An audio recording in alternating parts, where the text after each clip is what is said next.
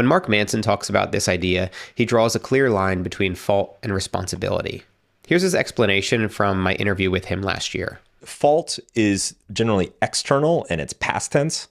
Responsibility is always present and future tense. So it's like the fault is like, okay, this thing happened. I had no control over it. The responsibility kicks in of like, how am I going to react to this? What is my mindset? How am I going to choose to move forward? And that is ever present in every moment, no matter what happens. I think when most people say you are responsible for everything in your life, they aren't saying you are to blame for everything that happened to you.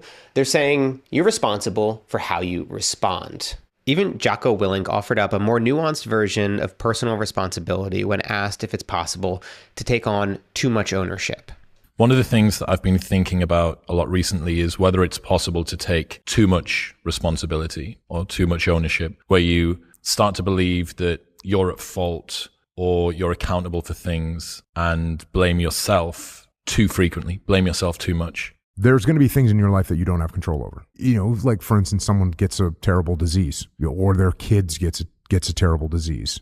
No, there's nothing you can do about that. What you can take ownership, though, is how you respond to that situation. Most of the time, or much of the time, people say that's not my fault. There's nothing I can do about